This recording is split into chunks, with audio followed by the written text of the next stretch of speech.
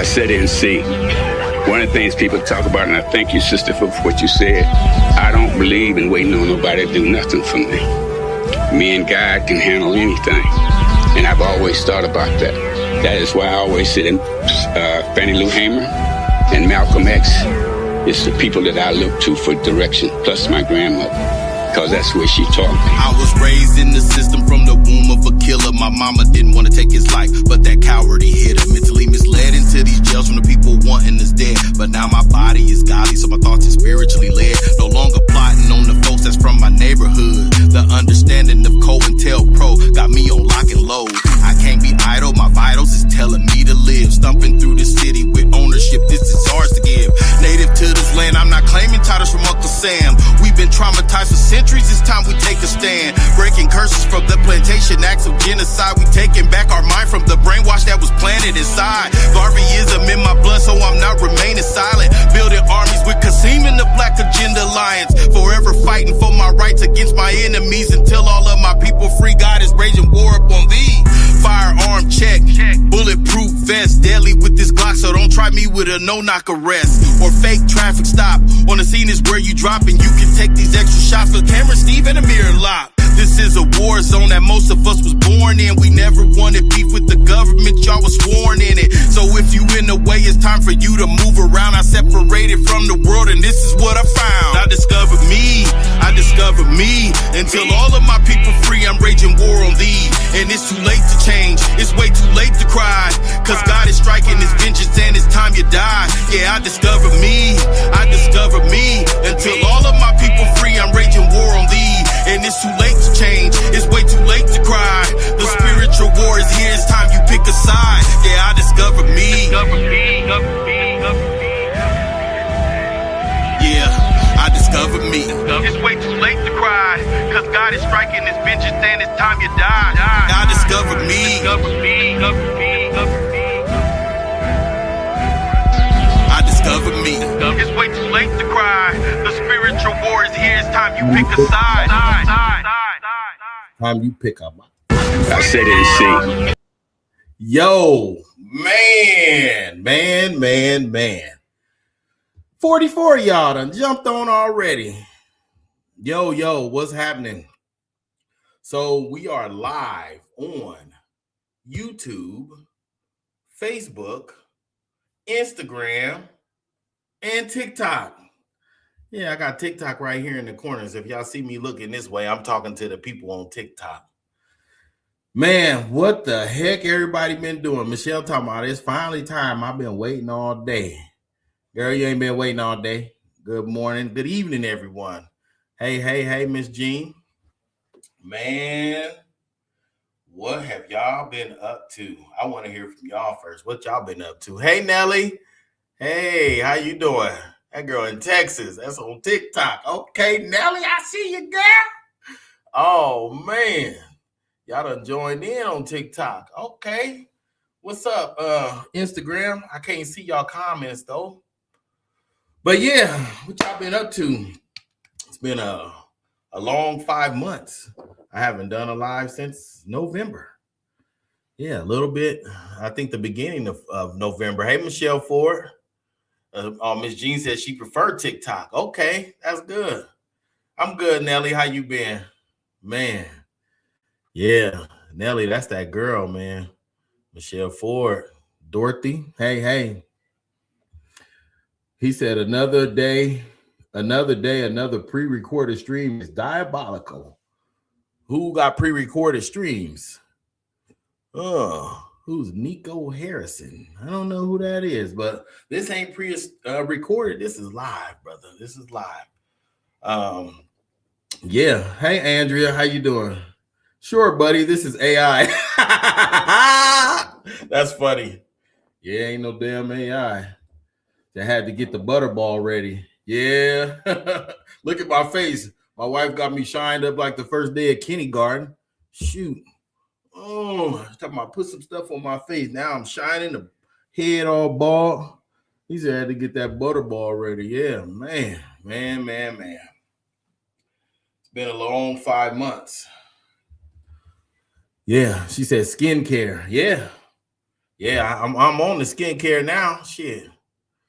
Gotta be. I just turned 50 the other day, 4 days ago. Shouts out to you, Andrea, for keeping that secret of the NBA game. Yeah, I didn't know they was gonna do that. They took me to the NBA game. We was 3 floors from the bottom. How beautiful. Hey, beautiful. Who you talking to? Skincare. Hey, I was talking to Kashelle. Hey, thank you, Nelly. She said happy belated birthday. I appreciate you.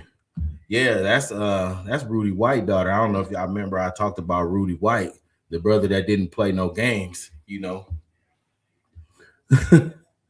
Yeah. Who is these people that keep on about to block this dude? And Andrea too works for Meta AI. Oh, okay. Yeah. Oh, I love you too, Shamila. Yeah, she took me to the hey Kaden, what's up, bro? Happy belated birthday. Thank you, nephew. I appreciate you. Yeah, my daughter took me to the NBA game in Colorado, Toronto versus the Nuggets. It was pretty cool being 3 rows up from the floor. I could almost slap them NBA players on their head. I don't really like tall dudes, so I didn't want to be too close because I don't like tall people getting too close to me, you know. Yeah, I'm short, so I don't play that tall stuff. You been a big Nuggets fan? Nah, I really don't watch sports at all, but I think it was really for the experience, and I appreciate her taking me. That was my second NBA game, but the first time I was so far up, I couldn't really see. So, you know, she put me in the game, coach, right on the flow. So it was cool. It was cool seeing that. But yeah, I do want to talk about a few things, you know. Part of the reason why I was off of social media really for about 4 months, and yeah, some new rules that come with turning 50. And I want to get this one out the way first, really quick. The 50 rule, one of my 50 rules. One of my 50 rules is the big 5-0. Yeah, but I still don't mess with the 5-0. Let's get that straight. Okay. Still don't fuck with the police. We ain't doing none of that. Yeah, turning 50, I'm gonna say this. This is what I'm gonna say. Now that I'm 50, okay, if you are fatter than me, then you can't talk shit to me. You know why? You're full of shit. Literally. So that means now that I'm 50, if you weigh more than 247, you can't talk shit to me. We can conversate. It's cool. But don't be trying to talk no shit or say something out the slick or nothing because you fat and you need to worry about the shit that you're full of and not trying to talk about me or nothing that I'm doing. Okay? So that's the start of 50. If you fatter than me, don't be talking shit. Okay? It's a rule. It's a new rule. It's bad enough. Hey, Jobina. Love you too, girl. Man, it's bad enough. For my birthday, they got me this damn Apple Watch. So, yeah, now I'm tracked. This motherfucker be telling me when to stand up. I'll be in church and it'd be like, time to stand up. Oh, you don't tell me what to do?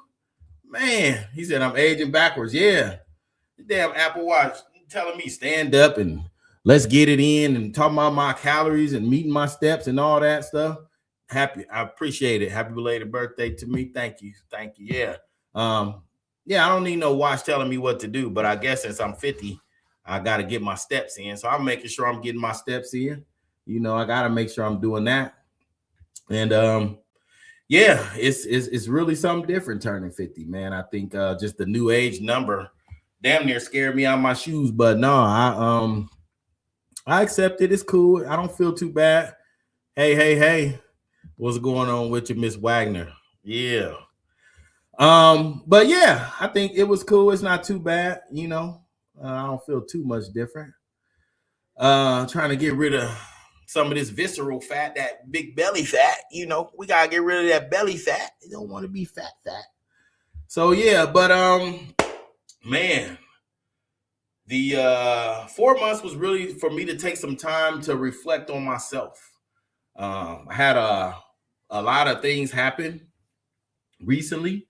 And I just really had to. Oh, she said, "Hey there, Mister said you don't look 50." Murr said you don't 50. Oh, that's Amir. Yeah. Thank you. Tell that brother I said thank you. Hey, cousin Kiera, love you. But yeah, a lot of things happen. You know, I'm one of those people who can accept death. I can accept life. I appreciate life. I know we all got to die. I know that we are just humans having this spiritual existence. You know, we speak having a human experience. We're spiritual beings having a human experience.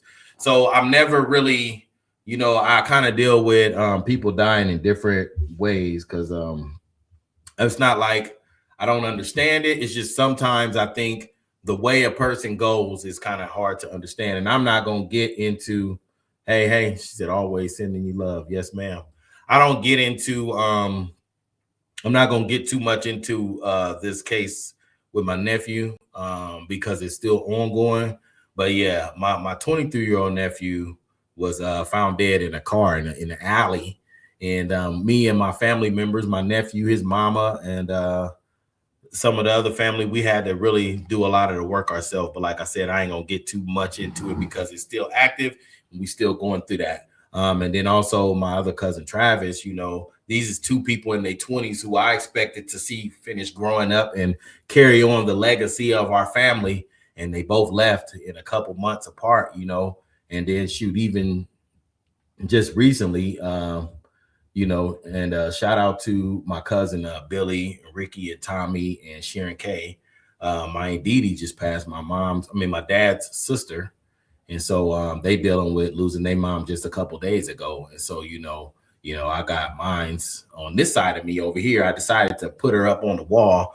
Y'all should have seen it. I had already redone this area. I was actually gonna rent a space, and then I had a green screen and all that, and I was gonna upgrade all this stuff. But then I thought to myself, you know what? I'm just keep it authentic, me, my mama, you know, and stay at the house and just keep it like this, you know, because it's not really about the environment and creating this super tech looking video. It's about what we talk about and just being able to get together and talk, you know what I mean? And so, yeah, I think that is good that, you know, we keep up with each other, and then we have platforms in Omaha that you can go on to tell the stories in the community that don't get told. And so no, I didn't get the lamp, but I found one. I just ain't ordered it yet, Michelle. But I think when you talk about the media for Black people and telling stories, we have to turn to ourselves, because like with my nephew Tony, Anthony Coleman, his death didn't even get reported. So a lot of people didn't even know that there was a 23-year-old man found behind his house in the alley on fire in his car. You know, that was not even broadcasted. And so, yeah, that was pretty terrible. I think that we have to be able to have a place where we telling our stories, and people can actually see what has happened in our community, and we get a chance to tell our stories. Dang, I just started Instagram. That's my bad. I thought I already started it, but I didn't. But what's up, Instagram?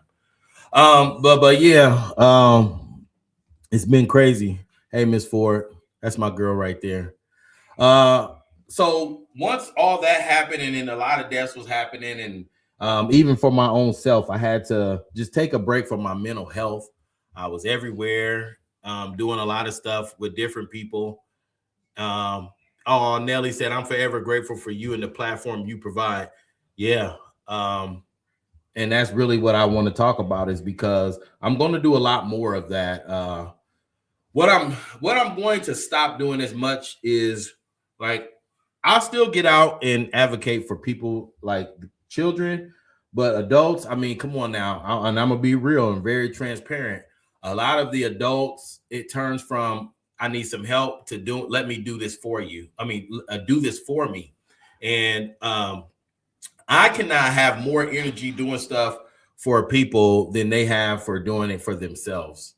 And so I want to make sure that I'm being preventative, and my prevention looks like catching the children before they grow up and turn into anything wanting to be affiliated with the streets. And that's for real.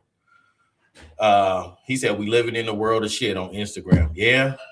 But what I want to make sure we don't do is we don't get caught up in the narrative of what the world is pushing out for all of us to do, which is blink into this bullshit that our government is doing, and then the separation and all that. And we got to stay focused and remember that we are spiritual beings having a human experience.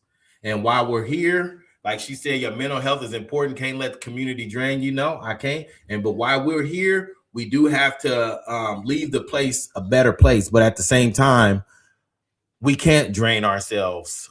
We cannot overwork ourselves.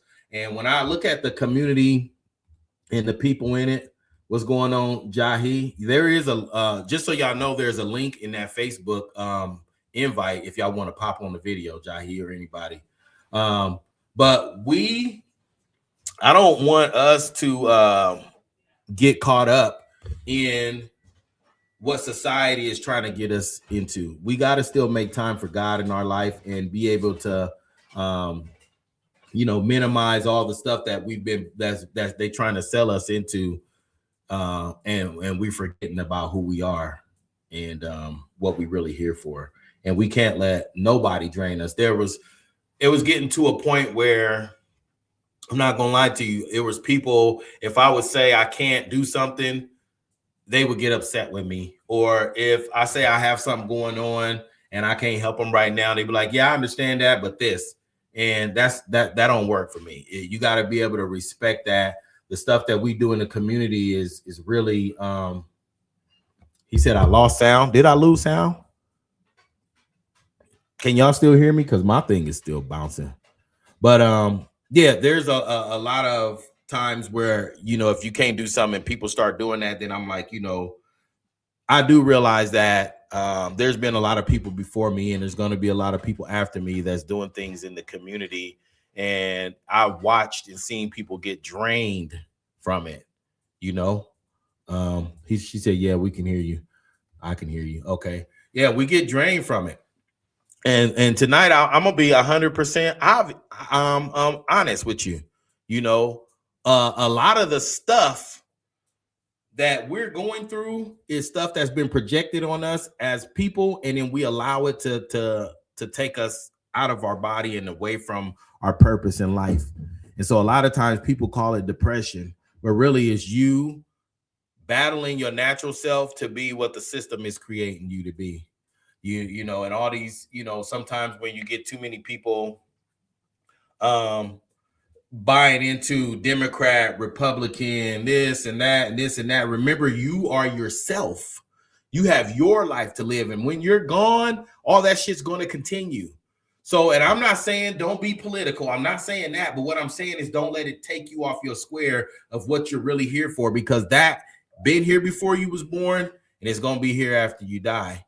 So you have to leave your mark on who you are as a person. And the only way is doing that is living in your natural self and being who you really are. And I think that, when you have people in this community, we have multiple people that are positive and moving forward with the right things in the community. And we don't want to downgrade or downplay none of them. But at the same time, we don't want them to get drained to the point where they feel like they can't do it. And it takes your energy.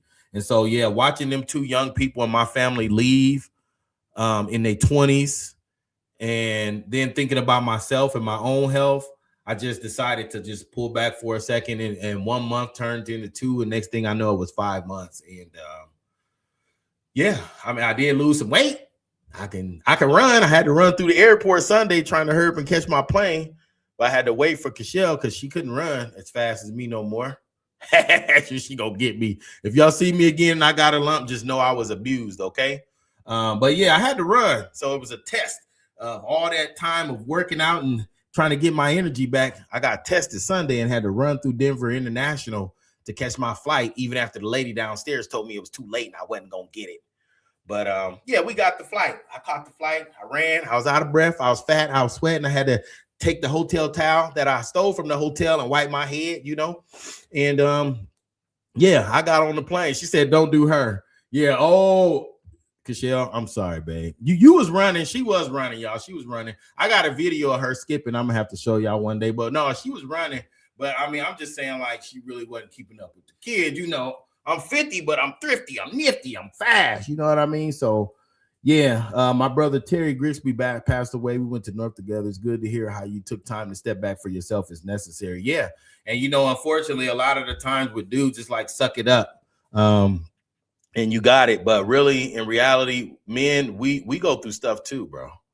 And we have to take time and step back for ourselves. And when you look at it, yeah, I'm thrifty. But when you look at it, a lot of the men die early because all we do is stress about taking care of our family and being there for others, but we never take the time to be there for ourselves.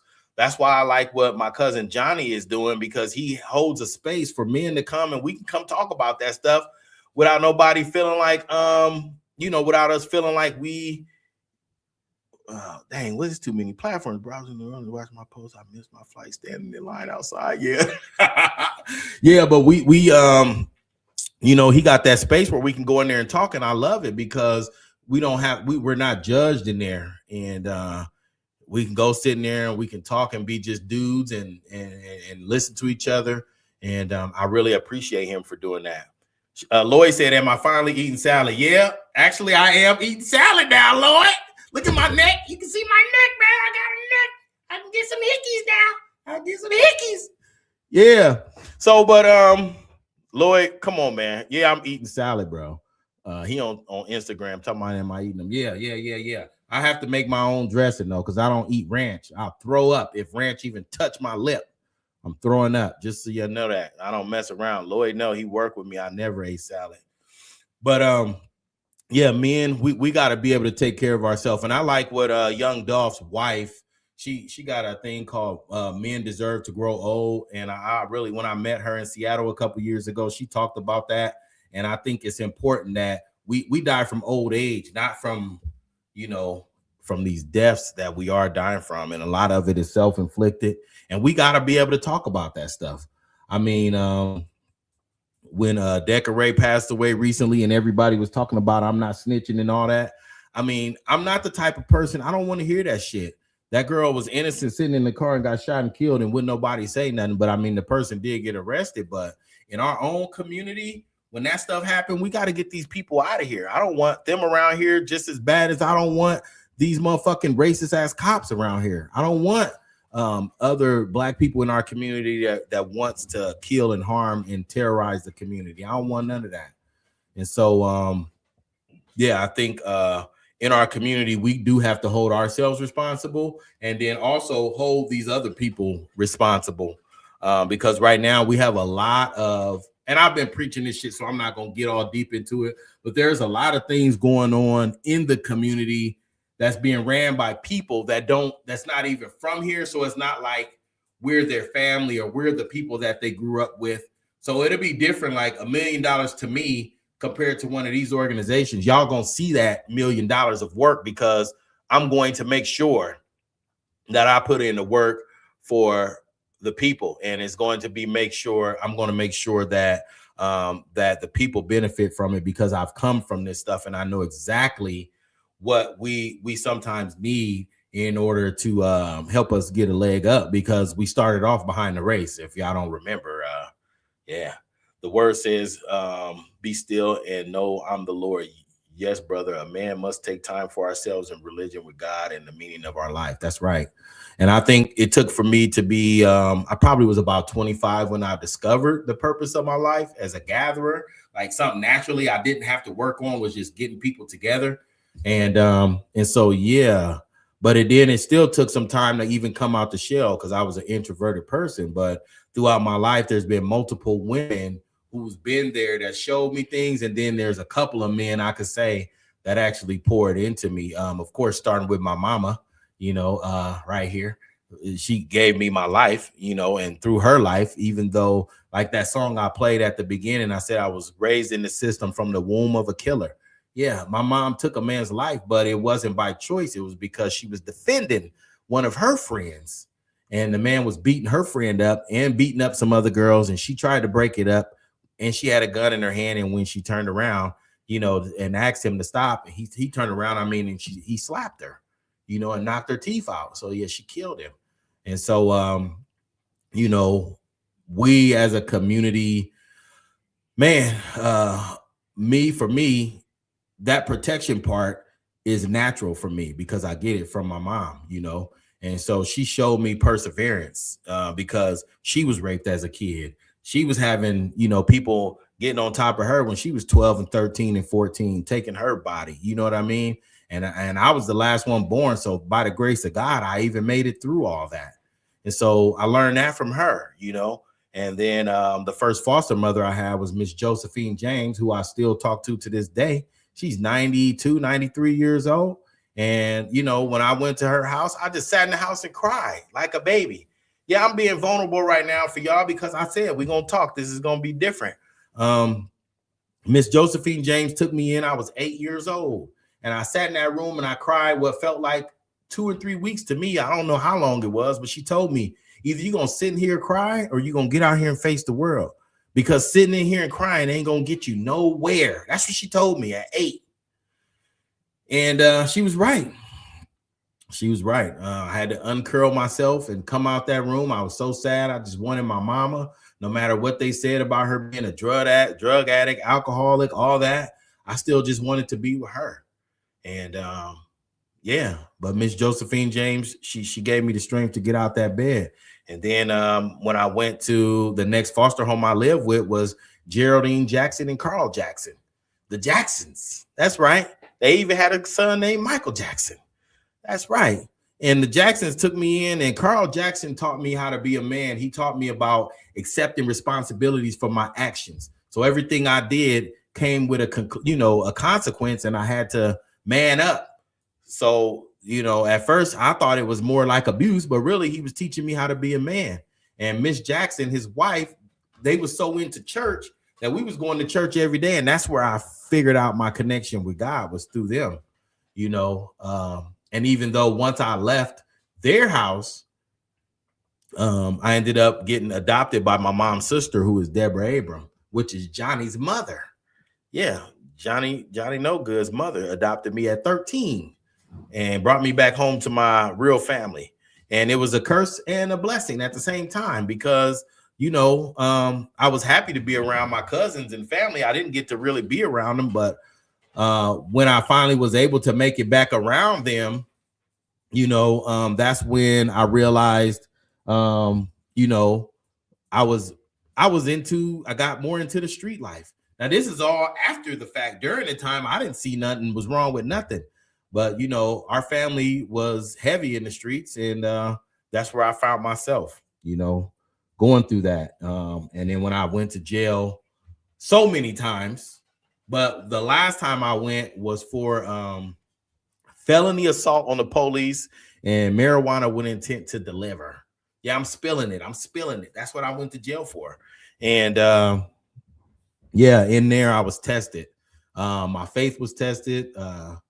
God, you know, I revisited the Bible that last time, but I had been to jail a whole bunch of times before that. It wasn't really jail. I just think at that time I was in my 20s, late 20s, and I'm like, you know, it was like 1998, and I'm like, dang, what the hell? I just keep going back and forth to jail, man. And so I finally, hey Edith, I finally just snapped out of it with the help of God and different things I've seen. I was able to get out of that situation facing 20 years and then ended up only getting 6 months because the marijuana got dropped, and then the officer came, and even though they said I assaulted them, they started beating me up. Long story anyway, but yeah, they ended up dropping my stuff. So down to a misdemeanor assault on the police. So I still got it, but it's a misdemeanor, not a felony. And so yeah, but I'm just saying all that to say that it was those women in my life, you know, and my auntie, when I went to stay with her, she taught me how to get myself together, like get to the money, handle my business. She's very methodic. You know, she does a lot of her calendar work. Everything she do is real methodical. So I learned that stuff from her. And then, you know, after that, it was my wife, meeting her when I was 21. And then a lady named Roxanne Relford, who I met, who gave me a job after I got out of jail and was getting turned down by everybody to get a job. This woman hired me as a cashier. I was pretty upset about it, but I took the job. But I mean, just reflecting on all this stuff and then turning 50, like, man, lucky I made it. I'm glad I made it. I did talk to some of y'all, a lot of people I wasn't speaking to, but I appreciate every message, call, everything that y'all, man, y'all really came through, and I appreciate it. Big C said untamable. That's right. And I spent the weekend turning 50 with my first day one friends I've been having since I was 30. I mean, since I was in my 15, 16-year-old, and it's been over 30 years, these same people have been my friends. And so that's why I flew to Denver to be with them for my 50th birthday. But yeah, so definitely I think that all of us, and even Lloyd said, I truly hear you, my friend. Yes, sir. I think that all of us, no matter what, even if you can't be a frontline community person, I think that being a good example of a man or a woman or a couple or whatever, that's still giving back to the community, because when people see you out in public, they can see how you are and see you can be an example to people. She said, I was a felon and got a pardon, so I feel you. Yeah. And I was able to get my gun license back finally. Shoot. But I think that we all can be examples. It don't have to be frontline stuff. People ask me all the time, how do you get involved or doing stuff in the community and all that? Really, it's just doing what you love to do. Be a good example. And then guess what? When somebody do see you or look back at your life, or if you turn around and when you do pass, the love you get from other people says a lot about your character. And that's really what this existence is about, because nobody lives forever. We're here temporarily, y'all. And I know sometimes we get super mad at stuff and events and things that's happening. And even time, people be asking me, oh, what about Trump? What about Trump? I'm like, I don't know that dude. To hate is a strong word. There's a lot of things maybe about him I don't dislike, but I don't hate nobody. They do whatever they do. I have to continue to live my life. And whoever's the president never has changed or affected my life that much. I mean, this man right now, I mean, he's a puppet to me. He's old. He's doing whatever he's being told, and I don't get into it because it's not my cup of tea. Local politics, that's something different. I do try to be involved with that, but like that president shit and all the shit that's going on, I mean, people get mad at me. I don't get into it. I just with that dude and like federal stuff. I've came to a conclusion that unless I'm asked, I don't even offer my opinion about a lot of stuff on social media. So I really don't scroll, but like if somebody send me something or something, I still don't offer an opinion. I'm not going to offer an opinion because it ain't that I don't care. I just don't get involved. I think that we as humans, we have been put into this system so badly that we have forgot the purpose of our individual selves. And really, we're supposed to love each other, man. Come on. I mean, I never thought I would live in a country or a world or exist in a time where people really just don't love each other no more. Like, we don't care. And if you see somebody bleed on the sidewalk, don't tell me what to do. What this watch doing? If you on a sidewalk, somebody bleeding on the sidewalk, now people just gonna record you. They're not gonna help you. They're gonna just record you. And I never thought we would get to something like that, but that's where we at. And but what happens is the good people and the things that we do that's good, it's not projected, it's not highlighted. And so don't ever think that we're in this spiritual battle alone, people. We not. We all spiritual brothers and sisters, the ones that's choosing the side of good, spiritual battle, good versus evil, right? There's the good people are still here. We here. Don't get exhausted. Don't get tired. But when you need a break, take a break. But trust me, we here. And it's all love. I really wish, what a perfect Omaha would look to me. Oh, I'll get into that endorsing somebody. But what a good Omaha look to me is, for one, Omaha, right? Hey, Jasmine. We are a small town in Omaha, and most of us are related. So a perfect Omaha would be, take a look at who you related to and who you around. We shouldn't have issues here in this place. We should be able to run our black area the way we want to, and we should be in control. But a lot of the stuff that's happened right now is people, adults, a little big city. She right. The adults have we have given authority over to people who's not from here. And a lot of these people are using our children's problems and issues as a commodity to make nonprofit dollars.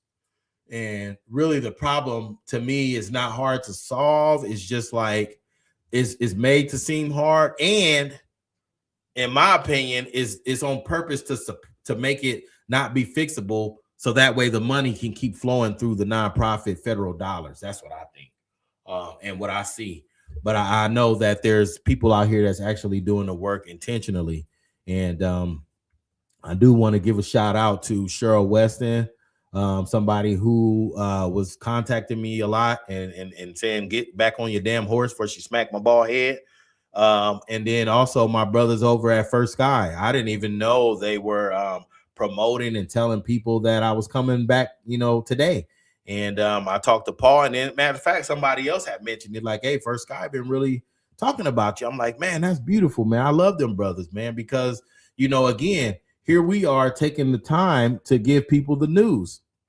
And we have to be able to do that. And then like local politics, Miss Weston, she be on that, and so do they. And we have to be able to do that. I think that we have to report our own news and our stories because other people won't. So what I plan on doing is being more available for people to come on the platform to tell their stories, and being able to get out in the street. So if you a person who get out a lot and you run into stuff, and you want to be a part of that, I mean, like you saying you live on a scene, call me, let me know. I'll go live and bring your video right into the show right away, like breaking news. I don't care if you're on the scene of an accident, anything. Call me, say, Sherman, I'm on the scene. I need you to bring me in. I'll send you a link. You can pop right in, and I'll go live right then and there. Breaking news. This is what's happening, because most of the time we see the stuff before it even happened. And a lot of the news ain't gonna report it the way we want to. He said, can you talk more about nonprofit dollars? I don't like to learn more from your perspective. I've been hearing some things at Fair Deal Cafe. I looked at the deeds to see who owned the properties in our neighborhood. Brother, let me tell you about that. Nonprofit dollars. Look at North Omaha, okay? The business district is supposed to be Ames to Cummings. Since my cousin Vivian was killed in '69, that riot happened. A lot of that stuff caught on fire, was never rebuilt. And not only was it not rebuilt, but OEDC purchased a lot of them buildings down there. So the people who's giving him a hard time at Fair Deal Cafe that you talking about is the same people who own the majority of that land down there. And they're not even letting people buy the land or buy the buildings. You only can lease them, okay? And then if you lease them and you fix them up, they can raise your rent or try to put you out and all this different stuff, or you gain popularity down there. That's what happens. But it's more or less, I wouldn't say our fault, because the person, OEDC, Mike Maroney, who's a part of OEDC, he's from Omaha. But again, we got people picking profit over people. It's profit, nonprofit. They say nonprofit, but it's really profit off of the poverty of the people. So it's poverty pimping. And so what I've experienced in my time in the community is there is a lot of federal grants being written for the 68111 zip code, which, if you notice, what people do is get a nonprofit in that area code, but they live in like Gretna, and then they say they serve in North Omaha through that address that they use, but then they get federal grants and then just pay each other's salary, but never really doing nothing, because when you're not from a community, you don't actually know what the community needs. And you haven't even got a card, an OK card to represent that community that you done got this building in, just because you know that the 68111 zip code is a hot dollar area for nonprofit and federal grants. So when you drive down 24th Street here in Omaha, Nebraska, where the black people at, where the black dollars is supposed to circulate, there's nothing there. And when we want to have a good time, where we got to go? South Omaha, West Omaha, Midtown. Midtown just, they got a grant for them. I mean, the city approved them to get a parking garage because they got so much entertainment, they running out of parking. We don't even have that, okay? And it's been the same whistle that I've been blowing for years. But again, when it's only a few people, then they can make you look crazy, okay? And it's not just Omaha, y'all. I want y'all to be for real.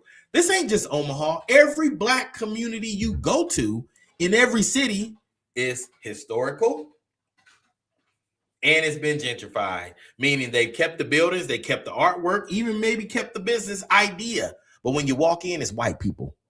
We was in Colorado, and I wanted my breakfast dinner at the Welton Cafe. And I don't know if y'all know about Colorado. Denver, they got the 5 Points. 5 Points was an area where there was all black people running businesses and everything. I went into a barbershop on 5 Points, where it's black people supposed to be the black community, and it was a white barbers. The only place that was left that's black owned that I seen was the Welton Street Cafe. Okay. Well, who owns those buildings off of 24th and Sprague? You know what? I don't know. There's a guy. Somebody can answer that for you, brother. Cooley, that's one of my Camaro Club brothers. But yeah, somebody can answer that for you. I can't remember the person's name because it's going to be right across from that thing that they about to build. But yeah, Colorado had it happen to them. And my homie C, who's from Colorado, from the east side, right over there, he said it himself. You know, this used to be all black people, and now there's nothing. So we're just like, I call it slow-mahal. We slow. So we slow to get things happening. In this case, it's kind of a good thing that we're slow to be gentrified, but the gentrification is happening. And so my brother down there, Jackson's, that's what's happening. You can't be too black and be somewhere in Nebraska. Okay. We know this red state is craziness. They don't want us existing here. That's why they try to get rid of the so-called blue dot and all this extra crazy shit, because black people has always historically built. Everything about what we do is history, no matter what state we in. That's why I say the hood should be where we go for our commerce, for our food, not a place of violence where our kids is meet early demises and stuff like that. If we would get that shit together in every community, you know where the hood is, you could go there and feel safe, but instead we can't because of the brainwashing programming that has done. He said it's like North Star, who's gotten millions of dollars from white philanthropy, but we don't see them in the community when they're supposed to serve black boys. I agree. We need something in our neighborhood that draws there. Like we walking in and out as white people. Hardy Coffee Company on 30th. That's a white-owned coffee shop. Yeah. Oh, she said use Doggist or county assessor sites to look up the owners. That's for your question, Cooley. Akidra could definitely get that answer or teach you how to get it, or just use what she just said right there.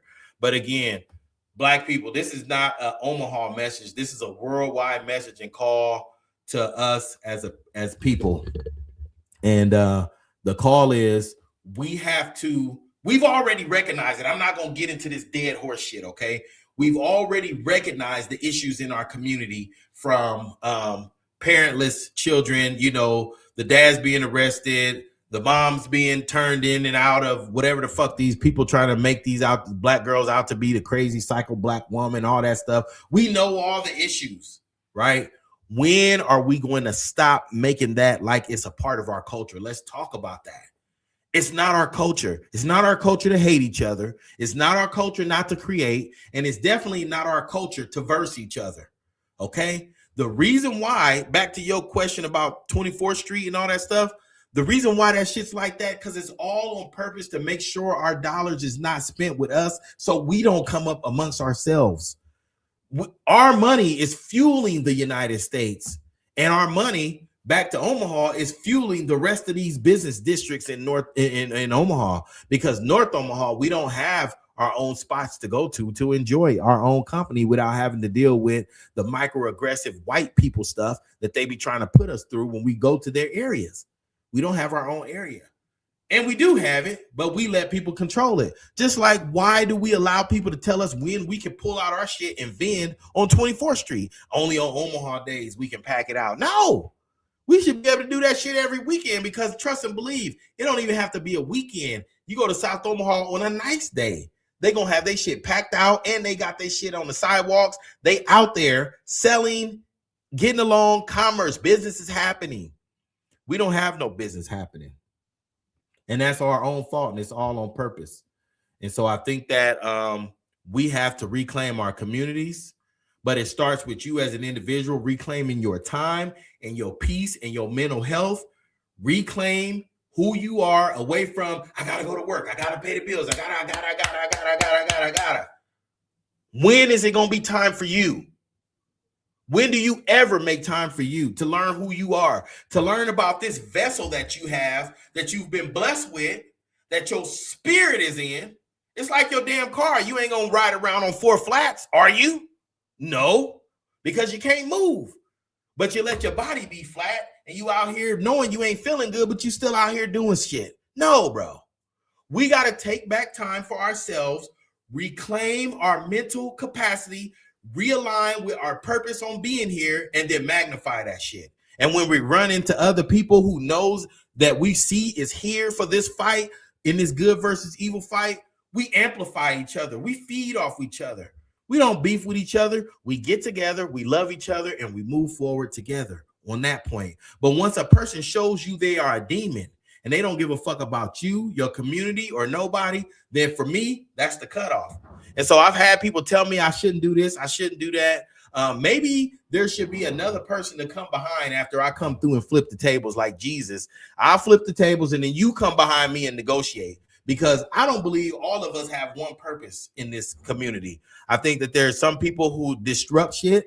There's some people who come in and plan shit. But long as it's coming strictly from the heart and it's about our community, I have no issue with that. What's up, brother? Cameo Holiday, the superstar. That's my brother right there. He on TikTok. What's going on with you? But I think that we all as individuals have our certain things that we do. And if you are in the market of building cars, or you selling houses like a Kedra, and you got all these different people doing this stuff, making music like Cameo and all this stuff, bro, we do it together. Like, you do it as your individual self, but then we just support each other, because that's the only way we're gonna come up. And we got to be unapologetic. We don't have to apologize to people for saying we're doing this strictly for Black people. Why? We don't have to do that. We don't have to do that. We don't have to do that. We don't have to apologize. And I'm talking to y'all now, the Black people. The white people, y'all can still listen, and I'm okay with that, but I'm talking to the Black people. We, as a people, got to stop trying to be accepted by people who have already proven 1,000 times that they're against us. Not all white people, but I'm saying once they show you who they are, stop trying to negotiate, be anything, do anything with them, like that damn fucking Sheriff Hansen. Fuck that dude, man. Once he proved that he don't give a fuck, even though he's an elected official, he is 100% don't give a fuck about us. Okay? He don't. He really don't. And the only way that we're going to move forward in this community, she said, collaborate collectively. Man, you just took the words out of my mouth. Collaborate collectively, support Black-owned businesses. Yes. And the Black-owned businesses need to know how to do business also. And then we also need to make sure that we're not prejudging our brothers and sisters. What's that? Okay. Also, we have to know that we're not prejudging our brothers and sisters based off just looking at them and shit, and thinking something about them just because, you know, how they look or whatever. And the things that you've heard, I like to give people the benefit of the doubt. But I'm saying, once you show me one time who you are, I'm finished with that shit. I'm not. I'm done with that. And so I'm not here to tell nobody how to live their life or what they should be doing. But I do want to say that don't lose focus of your spiritual purpose while you're on earth. You're not here forever. You're here to do something. And it's 100% to not be controlled by a system telling you because you Black, you have to talk like this, or because you white, you have to do this, because you Mexican, or because you Native American and all this, you have to do that. No, you come here to do what you want. You got legs to move. You're not a tree stuck in the ground. Okay. You're not. He said, you're exactly right. I moved to Colorado from Omaha 5 years ago, and I support local Omaha Black. That's what I'm talking about, Ricardo. Come on now on TikTok. Yeah, we still support each other, but we support everybody else and then wonder why everybody else get rich around us. My white foster kid said, this sounds like Martin Luther King. I wish, man, that dude's some big shoes to fill, but I tell him I appreciate that. But I'm serious, man. Like, there's so much potential in the Black community, and me taking that step back, it wasn't that I was losing hope or feeling depleted or nothing. Well, for one, my nephew dying in the car fire was traumatic. Okay. My cousin Travis leaving. This is Travis we talking about. That was traumatic. But then sitting there and looking at myself and then looking at the stuff that we do in the community and like, is it all worth it? What are we doing and all that? But I got 1 million confirmations from all the people in this city. Like, yeah, we appreciate you doing what you do, blah, blah, blah, blah. But I just want to be able to make sure not only am I doing something that's motivating people, but I also want to make sure that we're profiting and then we're also leaving something for the younger people. So I like to work with the young people to help them get encouraged to speak up and be themselves. Even though a lot of us was born in fucked up situations. I was literally born in a fucked up situation. The lady who was my mom's counselor, I just recently reconnected with her and she told me she was surprised I was alive. Because back then I was 2 years old and already in super shitty diapers, all fucked up. My mom was fucked up. We was fucked up. But we alive. We here. He said, let's start over black. That's right, see? And so, and then you think about all the historical stuff that the people have tried to do to us. We're still here. So I'm talking to y'all black people. We see the problems. We see the issues. We know what's going on. We know our kids are being brainwashed. We know the system is fucked up. Are we paying attention? Are we recognizing the early signs of wanting to be in the streets? When you start having children who don't want to talk to you, they got friends, but their friends don't want to meet you, or they eating dinner and they got their headphones, or they in the car and they got their headphones, or they're shutting the door while they on their game or on their phone. You losing connection with the children, and it's not something that you can say, what's wrong with you? It's nothing wrong with them, but if you leave them to the system to be programmed by the internet, if you leave them to that, then that's what they're going to be programmed by. And then you're going to lose them because you're not being programmed by it. Then you're going to say, what the fuck is wrong with them? Nothing. They're following the system, and the system is teaching them not only to hate themselves, but to hate the people around them. If you don't got the Gucci, if you don't dress this way, if you don't talk this way, if your hair don't look like this, man, it's out of control. And the young people, they're killing themselves. Suicides. I've never seen so many young suicides in my life, and I hate that for them. Every time I see a young person pass, I'll be thinking, what could I have done to speak to that person if I knew him? If I didn't know him, if I knew their situation, did they family know? Like, are we sitting down and talking? And so simple things while you're raising your children can help. Like, how was your day? How are you doing? Let's sit at the table and talk to each other. What did you do today? What are you thinking about? How are you feeling? All that. And when I did that with my children, people called me a helicopter dad, a helicopter parent. But no, we sat at the table and we talked. I raised 4 kids. They never got expelled, suspended. We didn't go through none of that shit. I didn't go through none of that, but I was always 100% into their lives. There was not no private life. I don't give a fuck. Teenage, 13, 14, 15. I'm coming in your room, sitting in your musty room, talking to you, feet smelling like corn chips. It don't matter. What are you doing in here? What's going on? How can I help you? Stand up, give me a hug, and make them hold you for a little bit. You got a friend, tell your friend to come in here and talk to me before you think you about to leave with them. I need to meet them. Who's their parents? What are they doing? What are they into? Okay. There are signs that you can see when your children are going astray. But again, here we are stuck in, I got to go to work. And then people are still trying to live their life and you leaving your child to be programmed to the system. So I'm saying all that because now I think that, you know, with my nephew dying, his story not being reported, I know I have to do more stories about the people in our community. I really have to. I have to do more advocacy for these children, and I have to make myself available. So it's like I said, it's not that I'm going to say fuck adults, but I really, really, really need to hone on these children because it breaks my heart, man. I can't do this stuff, man. I can't watch these children die. I just cannot. It's breaking me. I can't.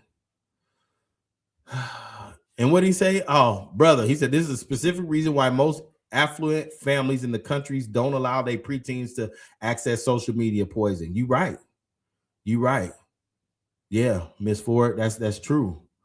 And again, we got to be able to be accountable for that and stand on that, because we know what's going on in our communities. We know what is wrong, and we can't be fooled or blinded by these demons. Once they show you and prove to you that they're demons, you know exactly what they're going to do.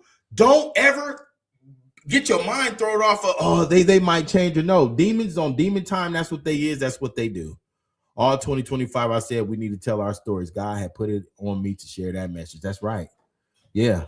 And so don't be confused by the folks that we see around here, that's demons, and then they're pretending to love God and they're Christian and all this extra stuff. I don't really get into the religious stuff either, but whatever you choose for your religion, that's fine. Muslim, Catholic, all that, I don't care, because I believe in a higher power, and I've studied all the religions and I respect them all. So I don't care. To me, that's just another form of separation.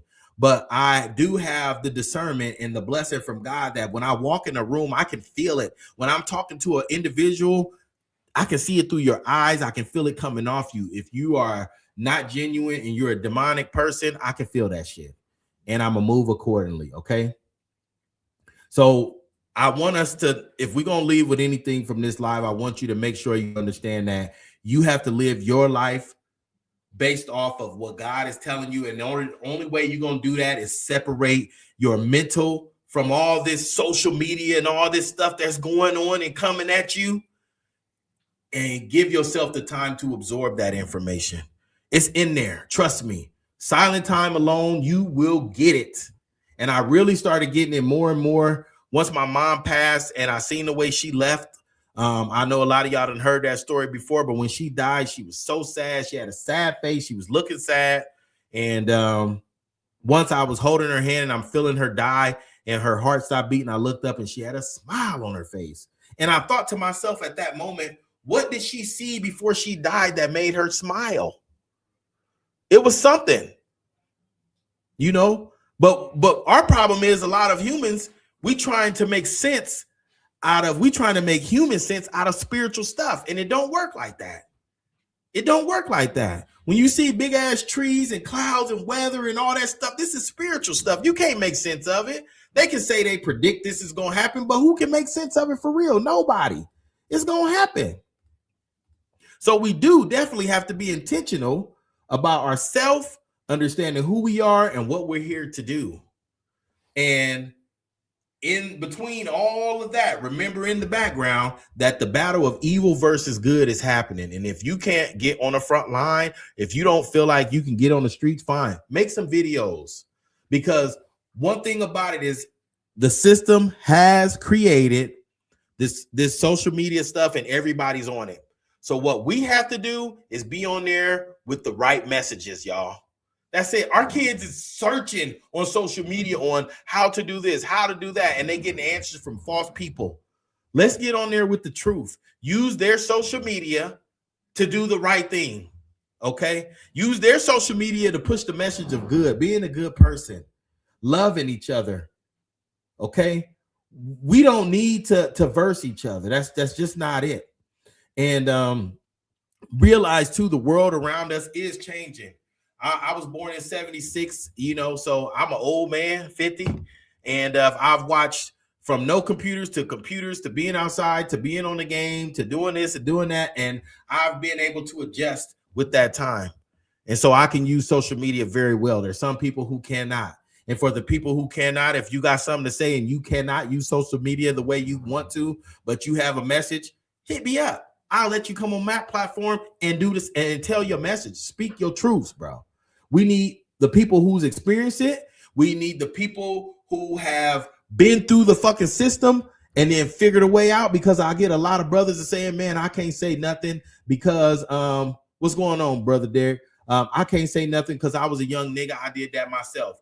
That's actually the opposite of why you should say something, because if you did it and now you know it's not right, then you can be the answer to what some of these children need on how to get out of this mindset. We got to love each other. But it starts with loving yourself, looking in the mirror. And this, I do this sometimes, call it weird, whatever. Look in the mirror, look in your eyes, look at yourself. I love you. Smile at yourself. Crack a joke. Make yourself laugh. Okay? Make yourself laugh. Look at yourself. Look at the beauty of what God have gave you, right? Your vessel. And again, we will not, some people won't go with their cars being dirty and raggedy and all that, but your car is just like your body. It carries you, your spirit around. Your spirit is being carried in this body, so we got to take care of it. That's why from now on, like I said, if you fatter than me, you can't talk shit to me because you're literally full of shit. And that's what should be your number one concern, is getting that shit out your stomach and out your body. Don't talk shit to me. If you fatter than me, I'm going to start teeing you. Oh, and then since I turned 50, Brother Paul said I'm not an elder yet, so I can accept that. But, you know, when old people always be trying to tear me up, and usually I let it slide, but I'm going to start getting some of y'all. I think I might cut it off at like 10 years older than me. So if you like 60, I probably might still 65, I'll let you slide. But from 50 and between 64 and you teeing me up, oh, I'm going to get you. I'm going to start getting you now. I was letting people slide, but I'm going to get you. I'm going to get you. Yeah. I'm going to tee you on up about your dentures and everything else if you try to get on me. So I'm not doing it. What's good, kind sir? What's going on, Maven? Yeah. I think that, again, too, what we need to make sure we are doing is the family structure part. I know it's tough. I know, and y'all gonna talk shit. I know people gonna be mad when I say it, but we definitely got to get back to the family structure, man. I mean, the mom, the dad, the brothers, the sisters, the uncles, and if they don't want to be a part, I wouldn't say completely just say fuck them, but you want to still at least try to include them and ask them about themselves. But again, until you get to a point where you loving yourself and who you are, you're not probably going to be able to do that. Because if you waking up every day with a full cup and one little thing pissing you off, then that's, you know, you're going to explode on everybody. So, yeah, I don't think that going out the house already upset and then facing this world is a good thing. So you got to be able to love yourself. And again, I know people don't like to talk about this, but spirituality, understanding that one day you will be in that casket or cremated or whatever your last wishes are. That's going to be you one day. While you're here, life is not happening to you. You are creating it by your decisions. Every decision that you make can cost you your life. So that means when you make decisions, think about your life and the future that you're wanting to live before you pull that trigger or slap the shit out of somebody or run somebody over or get into an argument or any of that road rage stuff. No. Think about your life, because every decision you make can cost it, and it can end early or you can live long. So I am 100% grateful to be 50 years old. And I think from here on out, like I said, my focus is going to be on young people, probably like 8 to 12 years old, 13 years old. A perfect Omaha to me would be the News Gang. We actually have a place where we can go and there's a building and we can do our news there from there. I wish that Robert Wagner had his own place to be able to teach children carpentry, like a big place that's just way Robert want to run it, not nobody controlling him. I think Kasim should have his own place where he can have the kids there and teaching them, the men, how to be men. I think the women who want to help the young women should have a place where they can go and the young girls can come. I don't like the fact that the Boys and Girls Club is all together. I don't like none of that. I think it should be separated. I don't think we should be blending that stuff right away. And I also think there should be a place for parents that's struggling, single parents that's struggling with their children, to come and talk to those people like Robert Wagner or Kasim or myself or even Miss Tamiko, anybody who's raised their children, and you kind of got a grasp or an understanding of what family is about. You know, even my homie Big C. I mean, he waited late to have his kids, but guess what? He 100% active in their life, you know? And that's where it comes to. You have to understand that when you're talking about life and family, the time spent with those children is more important than all the stuff that you think you have to buy. And for fathers, which this is a touchy one too, but I don't think it's fair that when a child is born, it's automatically the responsibility of the mom and the dad get to choose whether or not he's a part of the life, because we need mommy and daddy. Okay, we need both of y'all. And I think that when the women is put in those situations and they have to be both parents or do both, mommy and daddy things, which the daddy is the discipline, the mommy is the nurturing, our women are losing their nurturing. That's their natural ability, is to nurture, care, love, extend the hug, the kiss on the head, all that stuff. That's that woman stuff, that touch, that certain hug that you can get. When they got to be both, then you got kids growing up hating their mama because she had to discipline them and try to love them at the same time. So dads, we need the dads to still be there, bro. We need y'all. We need y'all.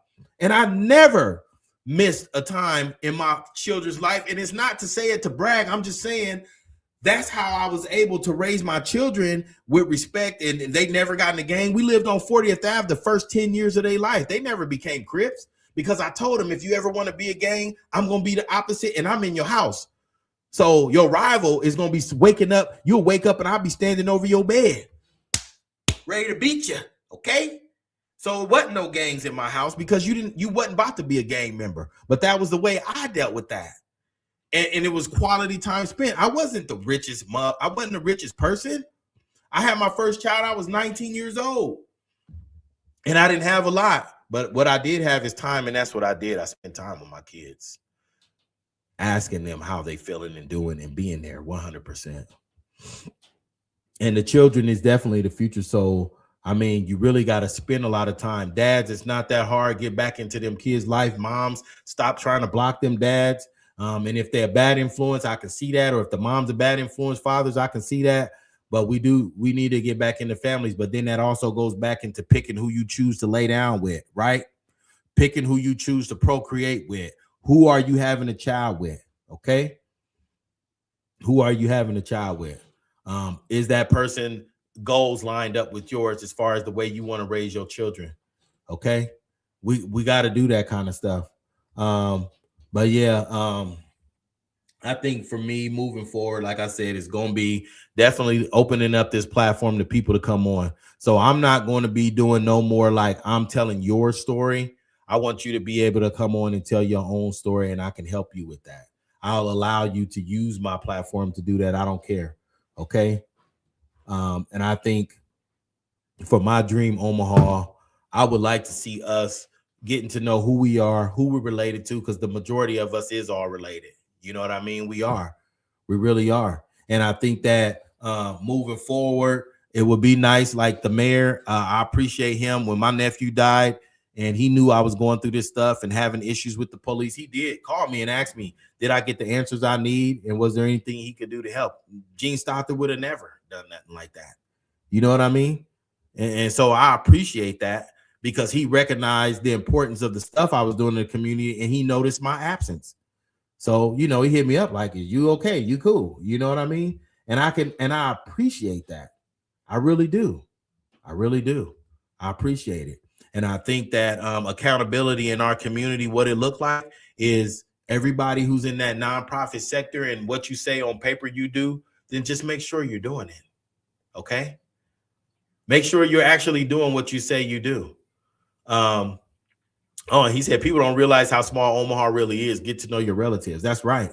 And I mean, I did the little ancestry DNA is how I found that I was related to the Strongs. But shit, when I seen LaDonna, I already kind of knew of LaDonna and then like some of them other Strongs. But LaDonna, man, she don't mess around about them kids. She got a kid of her own. But trust me, LaDonna will go hard for the children. LaDonna Strong. And that's my cousin. So I'm like, damn, cuz, it's in the blood. You know what I mean? When I seen her and seen the stuff she was doing and then found out we was like first cousins, I'm like, man, it's crazy. It's in your DNA to do it. And so a lot of us is fighting our purpose. And you know, really your purpose is the defining character. Your spirit already know who you're supposed to be. We just come here and get settled down with the brainwash from this society telling us who we supposed to be. And then we're fighting that. And that's where the depression come in. That's not where it's at, y'all. It's not. You're going to leave. You're going to leave here one way or the other, and make sure while you're here, you're doing something that somebody can pick it up and be like, man, look at what Paul did. This is Crazy. Okay, this is a good idea. Maybe I'll pick up from where he left off and then start doing this. You know what I mean? Hey, Edith. She said, you are an earth angel, so blessed. Thank you, Miss O'Neill. And Edith, you know, her brother, Larry, you know, he was the one at the Wendy's. And I went up there to advocate on behalf of brother Larry because, you know, he an elder and I still love Larry. I knew Larry from when I was a kid. And Miss Edith, when I went through my issue and I started falling back, she told me and she talked to me and she basically just said, God is in control. Keep doing what you're doing. And see, that kind of stuff, I appreciate that. I had strangers coming up to me, talking to me and saying, yeah, I haven't heard from you, but I want you to know what you was doing was helping me and doing that. And I just want to make sure that you know that. And I appreciate that. I appreciate your views. A lot of it is speaking to my spirit. Just to add another thing we can do is to show up to the tables where decisions are being made, right? City council meetings, board meetings, speak up for what we need to do in our community. We can't complain in the background and take actions. Yeah, that's true. And my daughter was so funny and she put that video together and I had to look at that stuff, all that city council, and I'm popping up everywhere and talking shit about the community and why y'all not doing this and why y'all stop not doing that. It got to a point where anytime I pop up in the room, they like, hey, we don't want no problems. What's going on? What did we do? You know, but it should be that like that for all of us. We need to all show up, like Akidra said, showing up in them spaces where the decisions are being made. But a lot of us have sat back and let people take control that's not from here, you know, and it's not to poke none of these people, but like Ernest White, he's on like 25 boards that got a lot to do with decisions being made in the banking industry and housing and all that stuff. But Ernest is from New York. OK, same with Chris Rogers. It's like I said, I'm not knocking him, but he is the person in charge of Douglas County money, but he's not from here. But he's making decisions about people who's from here. Same with Willie Barney. He's from Iowa City, Iowa, but he makes decisions about the nonprofit issues and things and money getting passed around in North Omaha. Again, we got people that's not from here. So I kind of feel like sometimes the decisions that's being made, like with me, it would be made different because these are my people. I'm related to the majority of these people. So I'm not going to do nothing that my people going to get mad at me about. And I'm not going to do nothing that ever go against my people, ever. And so, yeah, I know what she's saying when she says show up in them spaces, because that's what we have to do. And when we show up in them spaces, they'll stop playing with us, but we got to stop playing with ourselves. And it goes back to accountability. It starts at home, making sure our children are good and making sure we good, keeping our mental straight. So no matter what, I don't care if you work in a 9-to-5 job, you the supervisor, you the boss, keep your mental self about you, okay? Keep it all about you. And stay focused on yourself and your well-being. And like I said, my focus definitely on myself, my family, my grandkids, and I'm gonna do a lot more with young people. And I want to be able to grant access to families or individuals that want to tell their story on my platform, because again, my nephew that just died November 24th, there was not even a news story that he was found in his car on fire. And the news gave me a bunch of bullshit ass excuses on why they didn't cover the story. Okay.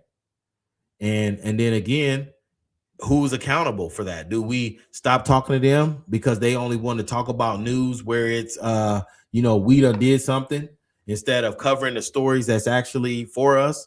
Just like the brother Luke, they did that. They wouldn't do the story about him in that nursing home, but they'll cover a shooting and then talk about what North Omaha is so bad on. Yeah, that's on purpose, so we can't participate. Yeah, you talking about city council? Yeah, all that stuff is 2:00 on a damn Tuesday. Is crazy. And Jasmine said, carve out some time for you. Yeah, you're right, Miss Jasmine. We got to carve out time for ourselves. And another thing for me is I definitely want to be intentional on working with William King, First Sky, Cheryl Weston, anybody who's telling stories or reporting on things in the news. I want to be able to team up with them and do what we do best. And if it's a political platform, maybe it's First Sky or Miss Weston. If it's walking into something and calling somebody out about something, maybe that's something I'm gonna do. Okay. But I have no animosity or no beef with my people in these in this city that's doing something purposeful for the community. Okay. And we are still selling our hoodies. I do want to remind y'all that we have them for sale, and I'm going to say this: for my birthday, since I turned 50, and what we're gonna do is some $50 hoodies. All right, we'll do some $50 hoodies on both kinds of hoodies. And we'll do $50 hoodies on the embroidered hoodies, and then on the polyester hoodies. Oh, here comes Shamila right now to show y'all one. Yeah. Hi, daughter. How are you? Good. How are you? Good. Look, they happy to see you. Yeah. Glad to see you back. Hey, Cynthia. Yeah. Glad to see you back. But yeah, there's the hoodies. So get over here so TikTok can see you. Yeah, it's a before it took a village, now it take a hood. And we talking about the motherhood, fatherhood, sisterhood, brotherhood, parenthood, childhood. Yeah. I'm from the hood streetwear. And when you look at that logo, I want you to notice something. There's 13 stars on that hoodie. That represents the 12 disciples in Jesus. You see what I'm saying? Or whatever y'all want to call them, right? Then you got the small cloud and the big cloud. The big cloud is at the bottom. The small cloud is at the top because that represents the parent and the child. The parent holding their child up. And if you look really close at the building, maybe when you put on that other one, you can see that. But when you look really close at the building, instead of using a hood, I used a building of commerce with the lights on, because what I wanted to say on that is in the hood, there's something always happening. There's people always up. There's always some commerce and business taking place. Okay. And so I believe that not just my belief, I know that we can get to a part where we got the hood as a place of commerce. And like he said, we telling our own stories. We got our own food. We got our own entertainment. We spending our money with ourselves. And then in the neighborhoods, we got hood houses. So yeah, this is the other hoodie. So this is the polyester hoodie that's printed all over. And again, there's the building. It's the same building. It's just blew up a little bit, but you see the lights. Every light is on. And on the sleeve, it got before it took a village, or now it took a village, and now it takes a hood. And then on the back of this hoodie, it actually got all of the hoods on it. So you see the motherhood, fatherhood, sisterhood, brotherhood, parenthood, and childhood. Step over here to TikTok and see you, because I love my people on TikTok too. Yeah, and I want y'all to be able to see that. So we got these hoodies for sale. Normally they're $65, but like I said, while I'm 50, I'm gonna let them go for 50 right now, okay? And I want y'all to make sure that y'all tap in and buy them, because those hoodies represent the restoration of the village. Everything we do is going to be catering towards the restoration of the village, the restoration of the people, and the restoration of the family unit. And this year at Assembly of the Saints, because that's where I'm gonna be. I know people think I'm gonna be somewhere else, but nope. At Assembly of the Saints, we're gonna be doing some gardening this year, and we're not doing the 20 weeks. The 20 weeks normally was when we feed people 20 Sundays in a row, but this year we're gonna focus on health. So we're going to do a lot of walking, exercise, gardening, and eating healthy out the garden. And then we're also going to be doing a lot of mental health stuff and family orientated. So this year I'm going to team up with a lot of photographers in the city. Okay. And I'm going to team up with these photographers so we can pull up to Elmwood Park. I think it's going to be Elmwood Park, but I'll let y'all know. And we're going to do free family photos for the families. So you bring your family out matching and all cute, and we're going to do y'all family photos for free. That's right. Free family photos, because I believe it's very important to have pictures with your family and get these, the memories created with your families. Okay. And the best way to live long with your family is to be healthy. So we got to get some of that visceral fat off our bellies and be able to be in shape. And at the bottom is the Cash App. If you want a hoodie, I see y'all on TikTok asking and stuff. If you want a hoodie, the Cash App is Unified Nation. And all you got to do is send your Cash App and then send the size. And then I'll text you back. My phone number is 402-968-5012. 402-968-5012. if you want that, or you can inbox me on any one of these platforms and we can get together and I'll send them. We ship them across the United States. Our biggest market right now is Kansas City. I ain't gonna lie, they go crazy, and Denver also, but Kansas City is probably like our biggest market because they see them hoodies and they buy them up. So we'll take trips on the weekend there with a whole bunch and come back with nothing. I love Omaha, but like I said, we kind of slow, so sometimes people don't buy it. But that's how I feed my family and how I take care of my family. And so we're gonna continue to push the hood hoodies. You know what I mean? Oh, yep. You still ain't grabbed your hoodie or your t-shirt. I got a t-shirt for you that you already paid for, Chantella. Ooh, man, you went in on Barlow. You know, I didn't get to catch the whole thing of what he did or said, but I knew once I seen you, I said, oh yeah, she about to get him. And that you did, and I appreciate it. And so yeah, even like with her show, Stay Woke, you know, you catch Chantella on Stay Woke, and she gonna address issues in the community. Thank you, Chantella. Happy belated to me. Thank you. I appreciate it. She said, I need to see some ID. You 50? Yeah, 50 where? 50, I'm 50, and them gray hairs, they coming. My friends be accusing me of dyeing my beard, but I don't dye my beard. It's just it's taking a long time for my grays to come, but they popping in there.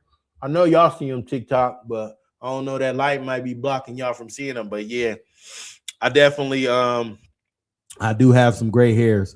And then we also got the Untamed jackets. So the jackets that you see me in, the red, black, and green jackets in that video, which is on TikTok, so y'all can see that video on my page.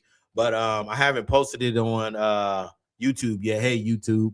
I'll post it on YouTube so you can see it. But those jackets, those Untamed jackets, they normally $120, and I'm gonna do them for $80 for y'all right now. But it's only in certain sizes because I'm just running through what I got, and they all red, black, and green. They the RBG hoodies. I mean the RBG jackets, the Untamed jackets. They red, black, and green. And you know what that is. So we're gonna definitely be on those still. I do still have them. I haven't been advertising or doing a bunch of. Oh, here comes an RBG hoodie jacket right now. There go the Untamed jacket. Turn around here so TikTok can see you too. I love TikTok. Yeah, the Untamed jacket. And y'all know what Untamed stand for right here. Scoot over a little bit, Shamala. The Unified Nation, taking action, mentally erasing deception. That's what Untamed stand for. So we got those jackets for you, but just be aware that when you wear them jackets and you walk into something that's political, they probably think you're going to come in there to set some shit off. So, you know, be advised. I'm not saying once you put it on, you might have the power, but it might make it come out of you. When you put on that Untamed jacket and you walk in there with that Untamed, you might, they might side eye you a little bit. But again, across the United States, across the world, I want our Black people to realize we have the power, y'all. We got the power. We got the juice. We influence everything around us, from the growth of this United States to what's popular, to the movies, to the music, everything. We just have to turn our power back to us and be stingy with our time, stingy with our power, stingy with our ideas, stingy with our work ethics, all of that. And we got the power. She said the power of courage. That's right. And we've been that for decades, for centuries. Okay? So make sure you tap in to get your hoodies and your jackets on sale right now. Be on the lookout for the health thing that we're doing this summer. Partnering with the and be stingy with our money, like my cousin said. And make sure that y'all stay tapped in. We're gonna do the Power Wheels car show again this year. I think they doing the Big Wheel Derby. I think if she do the Big Wheel Derby, I might do it with her. We did it before at the park down there. I have to call and see if she's gonna do it. And if she do, then I might pop in with her. What's going on, nephew Charles? Okay. Yeah, but I mean, let's just be for real, y'all. We have the power to do whatever we want. And I'm not saying that we say fuck everybody else, but literally we need to, before we integrate with everybody else, we need to have our own self together. And the only way we do that is stop thinking somebody from the outside is going to come in and save our children and help us clear our mind. Remember the last time they left us alone when we was back in the way Egyptian days, we were making pyramids and things that they couldn't describe or understand how they did it because we wasn't mixed in. We was all by ourselves. So we need to go back to the stingy time where we by ourselves and creating things that they can't understand, creating cul-de-sacs and communities and actually loving and taking care of our women and our children and also the men. Stop trying to make it like we can't have time and mental time for ourselves because we need it sometimes. Okay. And I love all y'all. I really do. I mean, I've never doubted the love that the community have for me, but then there's still times where I still even question, am I doing something that's meaningful or impactful for my people? Because that's what I want to do. I love y'all. I don't want us to go through this life thinking that we're just existing. No, we're creating our reality, but we have to stop letting people influence our thoughts so that way they can't create our reality. We got to do it ourselves. So, he said, I hear you, Uncle Sherman. Yes, sir. We can't wait for others to come and celebrate our heroes. We must do it ourselves. And I love you too, cuz so much. Y'all just don't know this woman right here, Arlette, my cousin, man. I love this woman so much. You know, she keeps our family history together and keep us in order. And she done showed me many a times how we related and why we related, because we do a lot of the same actions. And we ain't gonna take no shit from nobody. And I get that from my family. And I know a lot of the times my family don't tap into stuff. They don't say nothing, but I know they all paying attention. And I'm gonna tell you right now, they ain't all got all the screws. And so I try to stay out of getting into beefs with people because you never know who gonna come behind me or anything that I'm going through, or if you try to beef with me. So I try to just keep it cordial because some of my family, they not on social media and they ain't gonna talk. They just about action. And so I don't want them to get involved in nothing. But I definitely want to make sure that y'all know we're gonna have these hoodies and these jackets on sale. We still got them. We're gonna run through them. We got some new summer stuff coming. And yeah. I'm gradually making my way around. I won't be as visible in public as far as like going to a bunch of different events, but I'm going to be doing a lot of more news coverage and things like that. And I want to be able to travel. I want to be able to travel to other cities and states and blend in and talk to and get to know some of my Black people, some of my spiritual people, connect with y'all in these communities. I know y'all doing the work and I know it's tough and I know it feels hopeless because they don't highlight the positive stuff, but guess what? We here, we can make it, we can do it, we together. I love all y'all, and I know 100% for a fact that once this earth was created, there was demons sent here, but there was also the warriors sent here. We the warriors, we were sent here to make sure we protect the people, like Michael, the angel. We here to protect the people. So don't never think you alone. You're not alone. You just gotta make videos, do stuff, say stuff, so then other people see it like, oh, you one of them. That's right. We one of them. And I want to give a special shout out to Pastor Ballard, Demetria, my church family at Assembly of the Saints. I never had a home church, but this is not an average church. This is a church where people is about action. My pastor is passionate about the community, and he loves to get his hands dirty when it comes to this community. That's why you don't see him with these other pastors. That's not, I'm not saying they crooked, but they not him. I say that. And he ain't afraid to get out here and get himself dirty, get the church dirty. We have all kind of events there. He don't be tripping off none of that because he said, why build the place and not have the people come? And we definitely got this. He said, keep lifting the community up, brother Arlette Brooks. And I go back to before high school. Wow. Okay. That's what's up. Yeah. Thank you. I appreciate all y'all joining in, especially, man, it's my first time, I think, really being live on TikTok like that. And then this damn Instagram tried to shut off a couple times, but it kept on going. So, yeah, and Facebook, y'all know I love y'all. Them is my people, the down-to-earth people. I know everybody watching that's not, I mean, there's people watching that's not saying nothing, and I appreciate that, too, you know. What Paul call them? What do you call them? Oh, the ghost listeners. That's what Paul call them. My brother Paul. So, yeah, let's move forward this year, 2026. And let's not judge or get upset when people take a mental break. Okay. And again, like I said, through this time while I was taking a break, there was some people who hit me up and I said, I can't do nothing right now because I'm going through this, and that with my nephew and his case. And they like, yeah, I understand that, but this, and that. And then I just had to stop responding.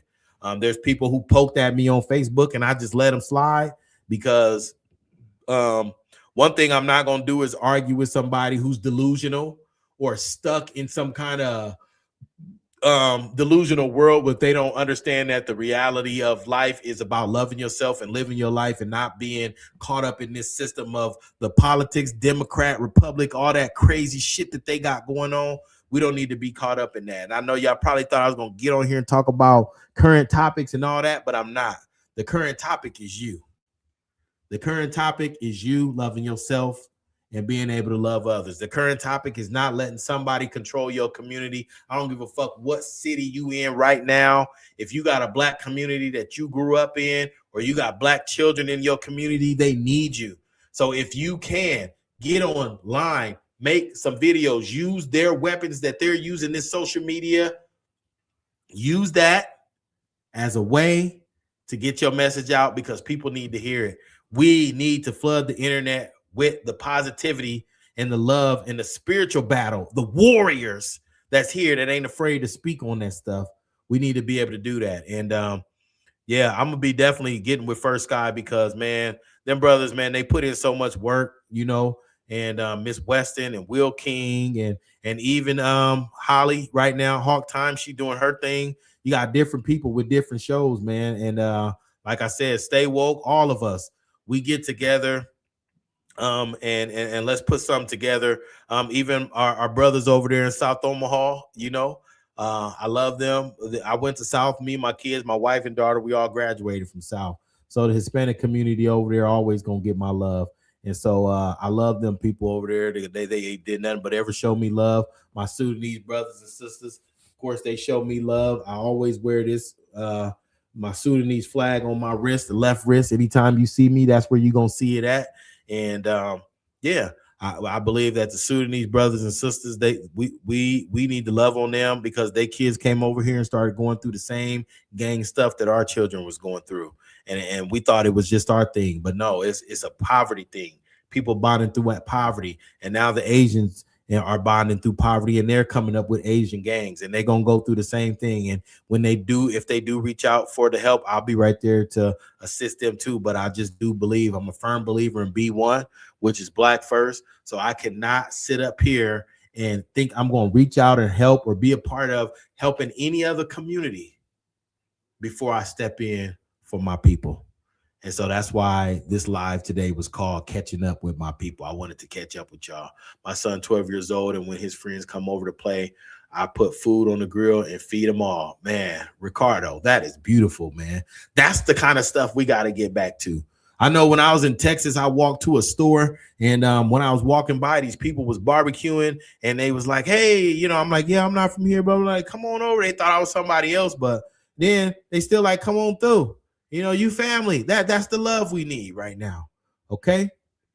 So don't doubt yourself. If you got plans to do it, just do it. Life is not happening to you. You're the author of your book. Write the book, create the book, make things happen, do the things. I don't care. Don't let nobody put you in the scope of what you're supposed to do. If you on your podcast stuff and then you want to do comedy and you want to write stories and you want to do photography, do everything that you can think of while you're here, because this is a temporary experience that you're having. And once you're gone, baby, you're gone. Live your life to the fullest. I don't care how old you are, how young you are, nothing. Live your life to the fullest. But just remember, if you fatter than me, you can't talk shit to me because you full of shit and I'm gonna block you. Okay?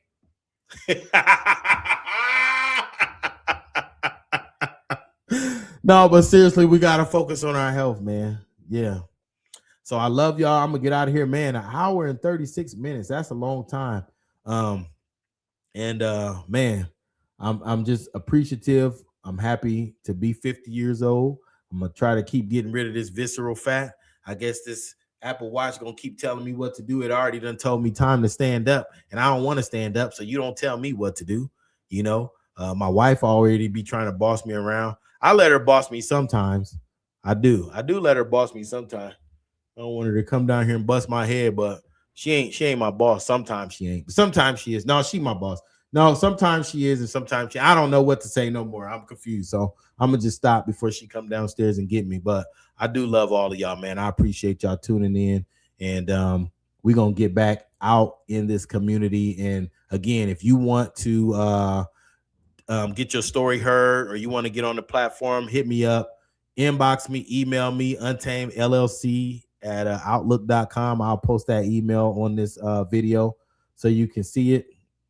And yeah, we gotta get back to our family. I mean, we had a family dinner for my mother-in-law's birthday, and man, so much family showed up. We basically shut down Longhorns, but it just felt so good to be around all them again. You know, my nephews, they all big and they got kids, and my nephew Kariba, he's so smart and taking the lead on a lot of stuff. And man, I love that dude, man. Like these last 5 months, it's been tough for all of us.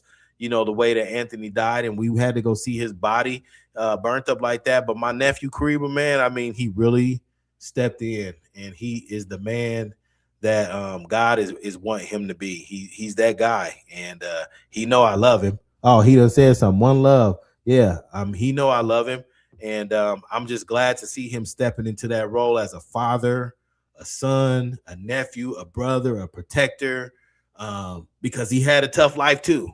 You know, but it just goes to show you that the start of your life does not determine the outcome of what you do with yourself. It's you. It's you. It's you. You make the decision, but you have to reconnect with your spiritual self. Separate. That's what my homie Dion said. It's called separate to elevate. Separate from the bullshit and from all the cloudiness of the world. Get back into your spiritual self and learn who you are and do it. Don't let nobody stop you. Don't share your ideas so somebody can give you criticism on what you should and shouldn't do. Just do it. Okay? Don't share your idea. Just do it. Put it out there. Do it, do it, do it, do it, do it. And love yourself doing it. Okay?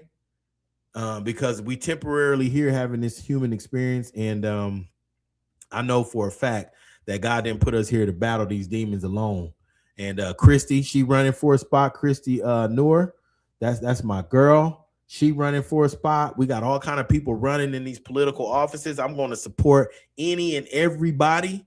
And I support, like, even with the Crips over here on 40th Ave was doing sack lunches during the summer. I support them. I want to see them thrive and come together in their community. They was feeding the young kids over the summer right at their corner store, where people been shooting at their store, but then they also been trying to do positive stuff. I like to see it. I like to see the positive stuff. And I think that our mayor, I think it would be good for him if he was to step into those communities in those areas and let them people know, I do love y'all. I respect y'all. I want to see what we can do, because this is something different, right? Let's get these hood houses going. And before I go, I'm gonna just run this idea past y'all. It's something I've been thought of. And Pastor Ballard said they actually doing it in other states. I had no idea, but the concept is basically from like back in the day when there was that one house that mom would let the kids come over, and them ended up in the drug houses, the crack houses, you know, because people end up getting sprung out. All the gang members stayed at those houses and they sold drugs out of those houses. Okay. But we can have hood houses where there's elders there. There's people like Robert Wagner or Kasim there showing these kids how to build things, how to become a man. There's computers there so they can get online. You never know what a person's going through at home. But we got so many abandoned houses in these neighborhoods. Turn some of these houses into hood houses where the kids can come get a fresh meal, come get some mentorship, come get help on a computer, putting in a college education application or some tutoring for their math homework. Talk to somebody about becoming a man. Talk to a young lady about becoming a young lady. You know, you got grown women in there that can help these young women know that you don't have to be a bitch twerking your ass and shaking your titties and bitch this and bitch that and all that. No, you don't got to be that. You a queen. You a woman. These men, you don't have to be a gang member. You don't have to be some thug hood nigga. You can be a man and get out here and do something productive with yourself and have a long living life. You know, That's the stuff. And so in those hood houses, I have the concept wrote down and everything, and I want to present that to the mayor, not just of Omaha, but in all these different cities and states, because a kid would feel comfortable leaving out their house, going a couple doors down, and they got positive people, influences, and things that they can do to help them get out of their situation, because you never know what's going on with them at home. Okay. And so I think the next segment I'm going to do is going to be with these mothers that has been having issues with these children in OPS. I have spoken with Mr. Ray. He gave me his full support. And so I want to definitely address these fights and these stabbings and these shootings that have been happening at these schools. And a lot of it do start with home, but then a lot of it too is the parents don't understand that some of these kids is going through. So when you culturally unaware of a child and you giving him a hard time over something small, and he's dealing with not having a meal at home, that can be something bad for them. So again, I think that we as a community, we address these things and we work towards them, but it definitely starts with yourself and self-preservation, self-love, and brothers and sisters, when you give birth to these children and you creating these new people, be responsible for those people. Don't leave it just up to the moms to take care of these sons and daughters. Brothers, we got to be there too. Moms, don't leave it just up to the dad to be there for them children. They need your motherly love too. Okay? It's real out here.